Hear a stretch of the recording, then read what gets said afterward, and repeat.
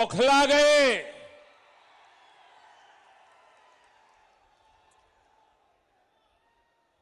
जो बात मैं बता रहा हूं, इसको जरा बारीकी से समझने की कोशिश कीजिए।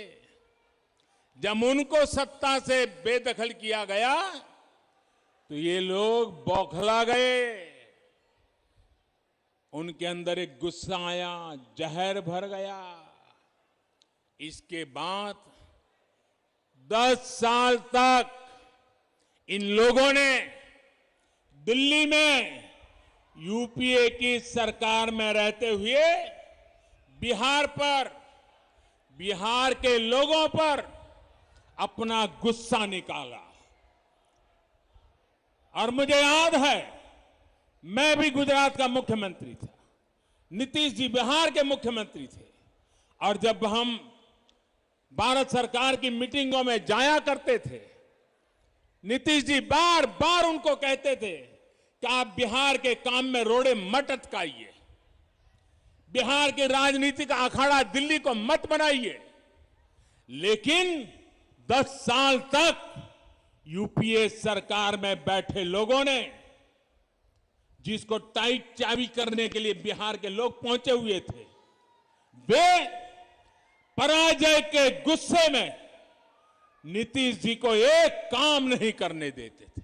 10 साल बर्बाद कर दिए नीतीश जी के। बाद में 18 महीने क्या हुआ, ये मुझे कहने की जरूरत नहीं है, आप भली भांति जानते हैं। इन 18 महीनों में परिवार ने क्या क्या किया, कैसे कैसे खेल किए, कौन सी बातें अखबारों में छाई रहती थी, कौन सी बातें टीवी वालों को भाती थी, ये बातें मुझे कहने की जरूरत नहीं है। बिहार और देश के लोगों से छिपा नहीं है। जब नीतीश जी इस खेल को भांप गए, ये समझ गए कि इन लोगों के साथ रहते हुए बिहार का भला तो छोड़िए, बिहार और 15 साल पीछे चला जाएगा, तो उन्हें सत्ता छोड़ने का फैसला लेना पड़ा।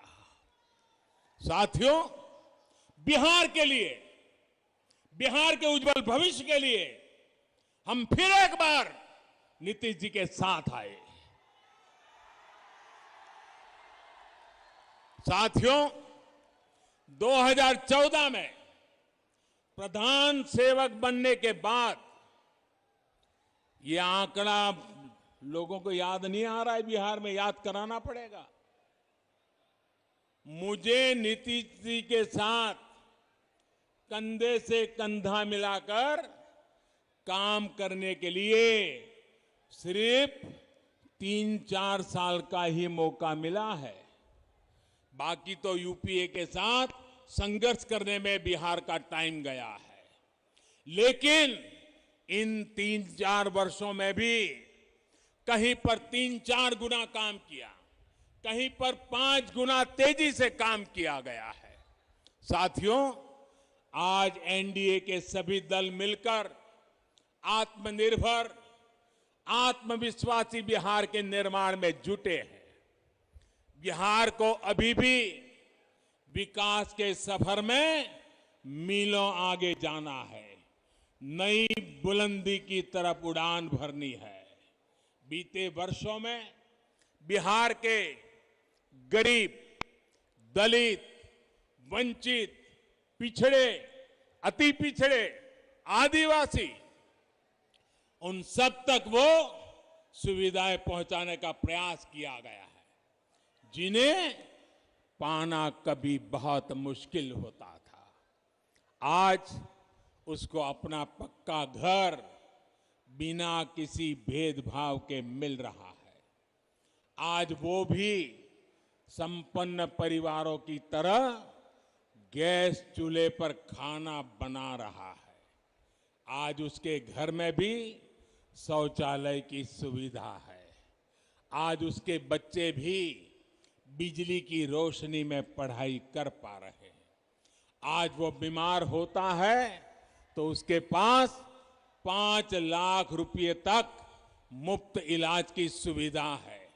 साथियों, शुद्ध पीने के पानी की क्या स्थिति थी, ये बिहार की बहनों बेटियों से बेहतर कौन समझ सकता है।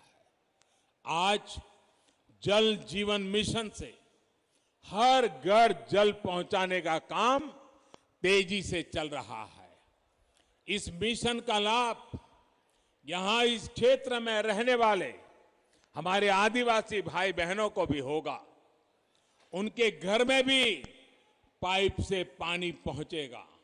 साथियों, हमारे यहां गांवों के घरों के स्वामित्व को,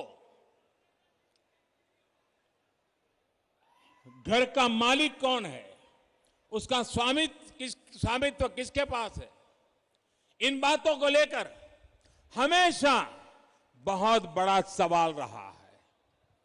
गांव की जमीन, इन जमीनों पर घर, पुरखों के बनाए घर,